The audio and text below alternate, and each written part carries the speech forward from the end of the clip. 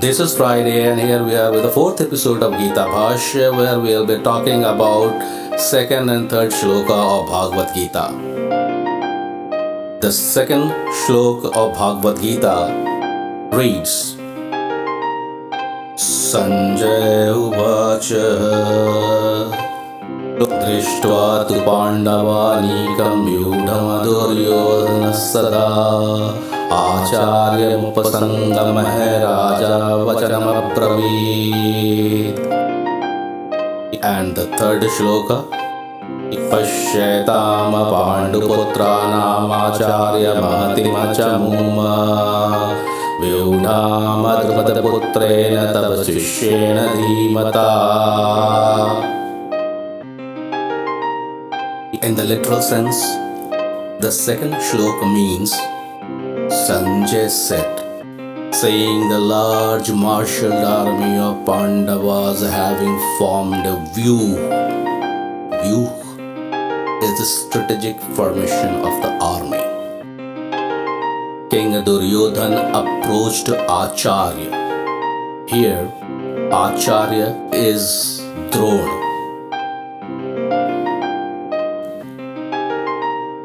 And Duryodhana said, have a look at the large army of Pandavas who are marshaled in the view by your able disciple and son of Drupad. This is the third shloka, literally translated. The best possible source to know about the culture and history of yesteryears is literature, and Mahabharata is one of the finest literature ever produced. The role of literature that suggests the culture being prevailed at that particular point of time in history can be witnessed in these two shlokas as well. We all know Duryodhana was not the king.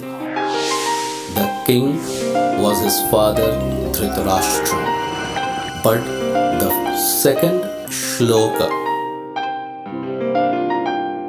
uses the term king for Duryodhana.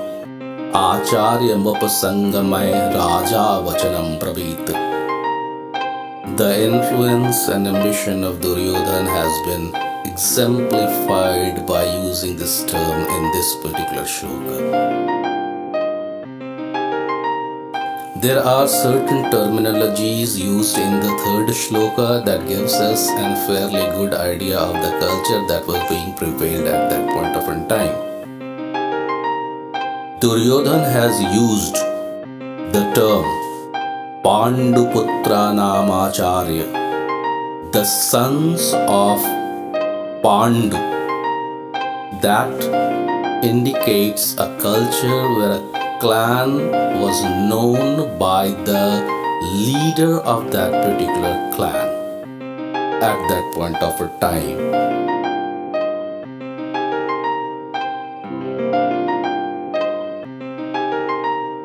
Then there is a word, Chamum. Before moving forward, we must know this particular term because this has a very important role in Mahabharata. This Chamum means the part of the army that includes 729 elephants, 729 chariots, 2,187 chariot riders, and 3,645 infantry. So the second and the third shloka also are introducing us with the army formations that were used at that point of time. In the third shloka, the last word is dhīmata. This word dhīmata is the word Duryodhana has used to indicate Dhrishtadyumna. he didn't name him. What he said, Vyudhama Drupada Putrena Tab Sishyena Dhimata, your able disciple and son of Drupad. He has already given these terminologies. That names without naming Drishtadyumna. And Dhimata for Drishtadyumna means capable and knowledgeable. Now, every word that is used in poetics has its own connotation. So, Dhimata is a word that has been used to indicate capability which is more driven towards knowledge. Capability that has come through knowledge. And this is the same word which also signifies Brihaspati or the gurus of Dev. Here in these two shlokas, Duryodhan is doing a first-hand analysis of the situation to form his first assessment, and also he is realizing the strength of the opponents. We all do the same. This is the SWOT analysis.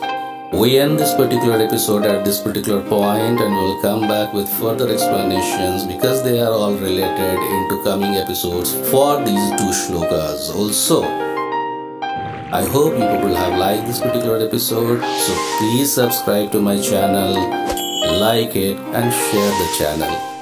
We'll be meeting next Friday in episode 5th of Gita Bhashya, where we'll be dealing with 4th shloka onwards. See you soon. Thank you and best of life.